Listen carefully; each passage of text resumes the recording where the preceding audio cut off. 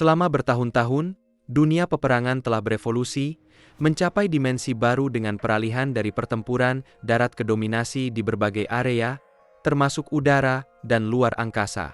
Sebagai respons terhadap perubahan ini, terus dikembangkan sistem persenjataan baru yang mampu beroperasi di dunia induk secara efektif. Amerika Serikat secara konsisten diakui sebagai pemimpin global dalam pengembangan mesin jet hipersonik. Kini, batasan-batasan sebelumnya telah dilampaui.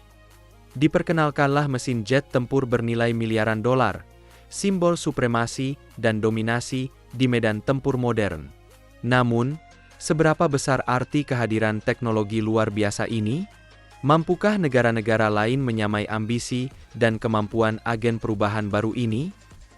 Bergabunglah bersama kami saat kita menyaksikan kemunculan mesin jet tempur bernilai miliaran dolar, ikon baru dari dominasi militer global. Selama berabad-abad, keseimbangan kekuatan dunia terus bergeser. Dari Eropa ke Amerika Utara, dari daratan ke angkasa. Kini, Amerika Serikat berada di garis depan, memadukan keunggulan ekonomi dengan kecanggihan teknologi untuk menghasilkan senjata pemusnah massal generasi baru. Dari bom penembus bunker hingga sistem aerodinamika berdaya hancur tinggi. Di era peperangan abad ke-21, kekuatan tidak lagi diukur dari jumlah pasukan, tetapi dari kecepatan, presisi, dan keunggulan teknologi. Jet tempur kini telah melampaui batas Mach 3, dengan ambisi negara-negara adidaya mendorong kemampuan hingga Mach 6, menciptakan armada yang nyaris tak terhentikan di langit. Bayangkan, sebuah jet yang mampu menyelinap diam-diam, melaju hingga 6.000 km per jam, dan menembus sistem pertahanan udara tercanggih di dunia, dengan mudah. Inilah wajah baru peperangan. Inilah pengubah permainan. Dan ini baru permulaan. Namun, teknologi ini jauh lebih rumit daripada yang pernah dibayangkan. Meskipun konsep hipersonik telah lama menjadi visi negara-negara maju, kenyataannya, menciptakan teknologi sebesar ini membutuhkan lebih dari sekadar kejeniusan. Dibutuhkan kemauan politik, pendanaan strategis, dan riset bertahun-tahun di balik bayangan publik. Tapi pertanyaannya, apa yang membuat teknologi hipersonik begitu penting, hingga setiap negara papan atas rela mempertaruhkan segalanya demi menguasainya? Jawabannya sederhana.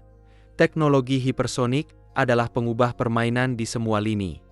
Baik dalam peperangan militer, transportasi masa depan, hingga pengiriman data dan aset komersial dalam hitungan menit.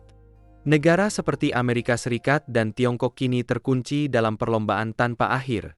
Siapa yang akan menciptakan jet tempur hipersonik operasional pertama?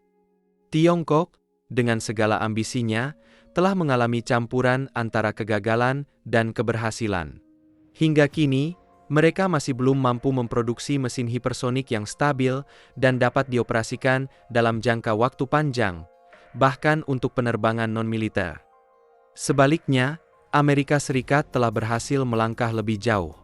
Salah satu pencapaian eksperimental mereka adalah pengembangan jet hipersonik berbasis proyek SR, yang dibangun secara tertutup dan dikelola oleh Badan Riset Rahasia, DARPA, Defense Advanced Research Projects Agency.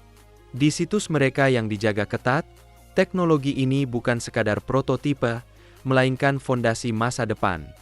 Amerika telah menciptakan platform yang cukup kuat untuk digunakan dalam skenario dunia nyata, baik untuk pertahanan maupun dominasi global. Namun, perlombaan belum berakhir. Tiongkok terus melakukan uji coba terbang, berharap menjadi negara Indo-Pasifik pertama yang menantang dominasi hipersonik Amerika.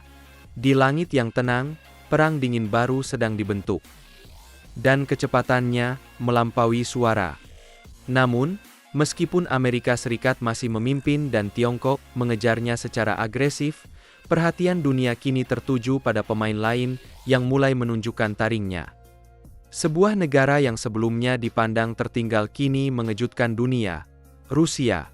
Dengan proyek jet tempur hipersonik bernilai miliaran dolar yang hampir rampung, Rusia kembali memasuki panggung utama.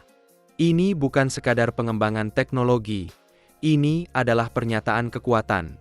Dan ini benar-benar mengubah permainan. Tetapi pertanyaannya, mengapa Rusia terkesan begitu terbebani sejak penumpasan konflik besar pada tahun 2014? Sejak aneksasi Crimea, Rusia tampaknya terus mengumpulkan lebih banyak musuh dan menghadapi tekanan dari dunia barat, terutama di wilayah Indo-Pasifik. Banyak yang percaya bahwa langkah agresif Rusia bukan sekadar strategi geopolitik, tetapi cerminan dari hasrat lama, membangkitkan kejayaan Uni Soviet yang runtuh pada tahun 1991.